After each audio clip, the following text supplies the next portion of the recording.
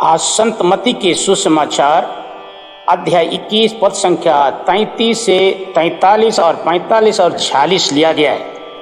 इसमें यीशु ख्रिस्त ने महायाजकों और जनता के नेताओं को एक दृष्टांत सुनाया, जिसमें किसी जमींदार के दाख बारी की चर्चा की और उनके नौकरों और असामियों का भी उन्होंने विवरण दिया कि कैसे असामियों ने उनके नौकरों को मारा, पीटा, हत्या कर दी और किसी को पत्थरों से मार डाला।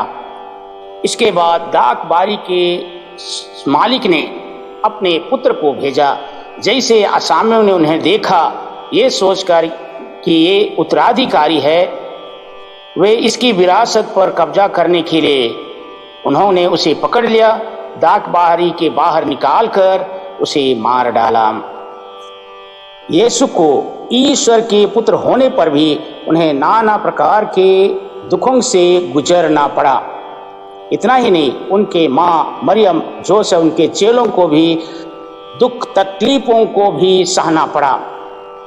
इसका अर्थ है कि दुख और तकलीफ के द्वारा ईश्वर हमें आशीर्वाद देते हैं, हमारा अभिषेक करते हैं।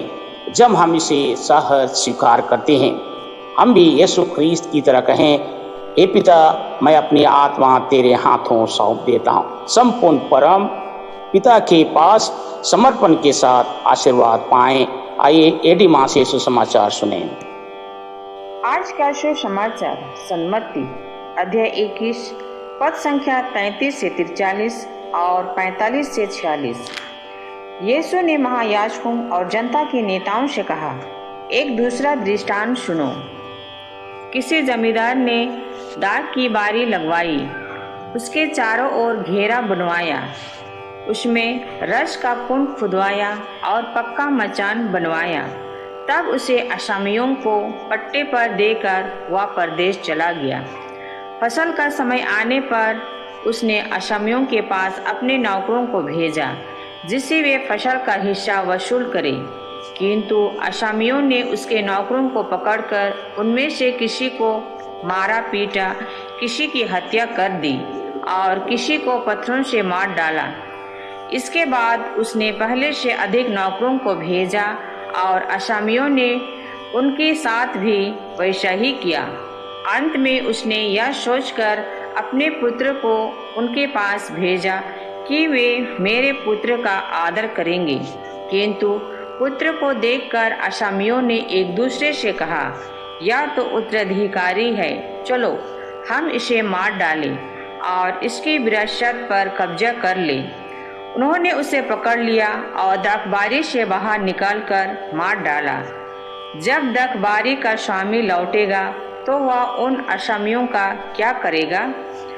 उन्होंने यीशु से कहा, वह उन दुष्टों का सर्वनाश करेगा और अपनी दाखबारी का पट्टा दूसरे असामियों को देगा, जो समय पर फसल का हिस्सा देते रहेंगे। यीशु ने उनसे कहा, क्या तुम लोगों ने धर्मग्रंथ में कभी यह नहीं पढ़ा? कारीगरों ने जिस पत्थर को बेकार समझकर निकाल दिया था, वही कोने का पत्थर बन गया है। यह प्रभु का कार्य है, यह हमारी दृष्टि में अपूर्व है। इसलिए मैं तुम लोगों से कहता हूँ, स्वर्ग का राज तुमसे ले लिया जाएगा और ऐसे राष्ट्रों को दिया जाएगा जो इसका उचित फल उत्पन्न करेगा। महायाजक और फरीसी उनके दृष्टांत सुनकर समझ गए कि वह हमारे विषय में कह रहे हैं। वे उन्हें गिरफ्तार करने का उपाय ढूंढने लगे, किंतु वे जनता से डरते थे, क्योंकि वह यीशु को नबी मानती थी। आज का दिव्यवाणी मुझे, मेरे बच्चे और मेरे परिवार को आशीर्वाद से भर दे। आमीन।